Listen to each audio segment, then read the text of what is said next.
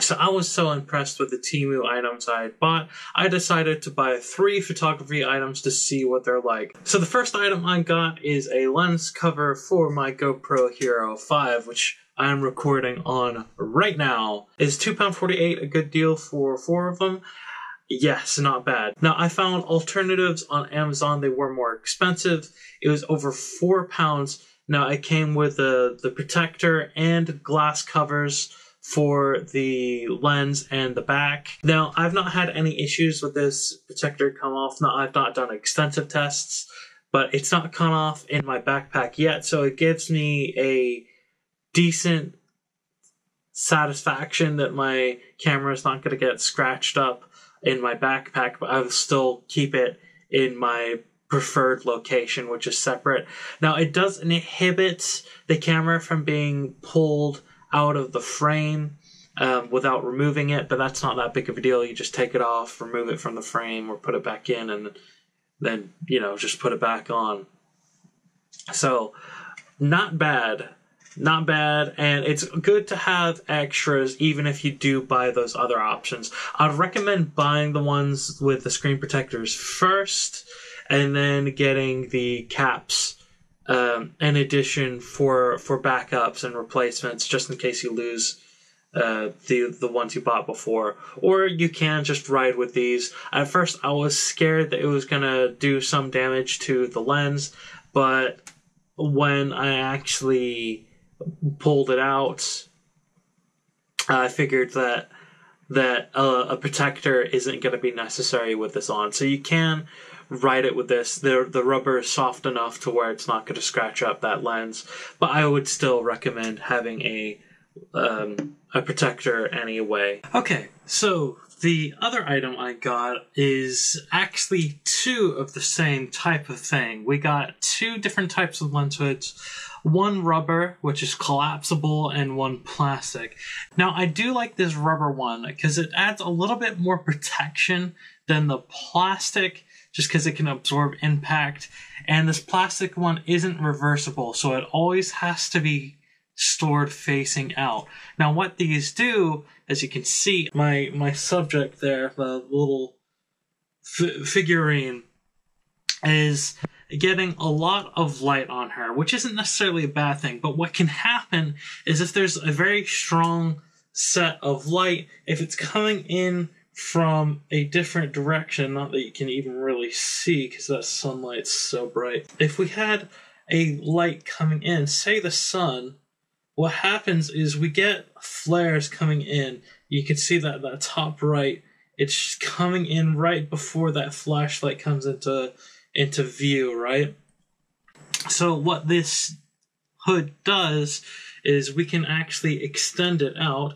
Now this has 2 extensions, and the lowest is essentially for widescreen. That's the one where it's fully collapsed. So it essentially does nothing for widescreen, but widescreen is compatible with the first level of extension, so I would recommend using that, just so you have, look at how much less, or how, if I'm farther away, you get much less, it takes more, and you can see with this camera view. And then if you go with the other extension now, as you can see, the hood interferes with the widescreen of this particular lens. But if we come in from the side, it's completely blocking off that light. We have to go way up here before we even see it. And then it's not causing any flares. We just see it, gone. Up here, gone. We have to point camera. It's still adding decent looking flares at a certain angle. So I recommend filters as well. And this has a thread on it, the inside, so you can add filters to this, whereas the plastic one does not. But you essentially have to, it has to be directly in front of you before the light comes on. Now, if we have the harsher light, so if we'll compare normal daylight. So This is normal daylight with the lens extended. Now, this is something that the advertising for these type of hoods do poorly. All of a sudden, every picture looks better because the hood is extended. But really, fundamentally, without a filter, without the sun coming in from a certain angle, it doesn't really do anything at all. So that's one of the things that the advertising always gets wrong with these.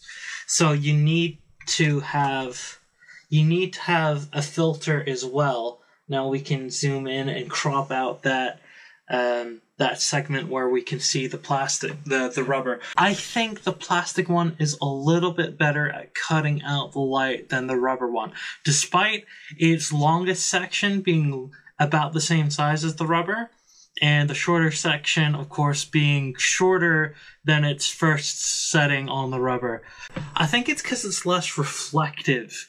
This rubber is a little bit, you can see it's a little bit shiny, whereas this plastic, it doesn't shine as much. Now, the plastic one does look a little bit more professional in my opinion. Now we are zoomed in and the light has gone, the sun has gone behind a cloud. So we actually have pretty good lighting in this room right now. But we can zoom out and it washes out a little bit. But zoom in because our auto lighting, and that works really, really well. Now again, we're going to pull out the flashlight. Same setting, go sideways. Now we're going to zoom. So this is wide. Again, now we don't have anything on the side to reflect it. So this is actually better than that rubber one. So we're going to do directly on top as well. Again, nothing. And now it does spill over, but again, it has to be a pretty extreme angle. Now it doesn't quite do the lens flare quite as well. It takes a little bit more to get a lens flare, but I definitely think that this plastic one is better for actually doing what it's supposed to do. I don't like it because you can't reverse it, which means it takes up more storage space and it doesn't offer the protection element I was looking for. But the rubber one, it adds that protection element that I like, and I thought I was gonna like this more to begin with, but the thing, it doesn't do what it's supposed to as well as this one, so it's kind of disappointing. But it does add a protection element, so I'll probably keep it attached just because I want to help protect my lens in my camera bag and stuff. But I'm not entirely sure I'll use it all that much. Now I'm gonna go back to the desk and tell you about prices and other options that are available. So with this rubber one, I can't find them on their own right now on Amazon, but I'm sure I saw one earlier. But you can get the rubber and the flower. It also comes with a cap and cloth for £10.99 on Amazon right now. Or you can get just this and the flower one on Temu without the cloth or cap for £6.16. Correction, £5.16. And you can get the caps on Temu too. They're actually pretty cheap. I'm gonna order one on there as well eventually. So the one on Amazon that comes with this is reversible. So I think that's pretty worth it. These I think are a great buy.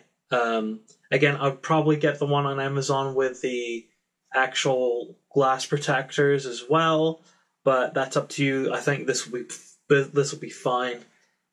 So I think it's pretty solid, and they've yet to really provide me with a huge disappointment. Now I did buy some stickers from Temu, and half of them were good and half of them weren't good, like print quality.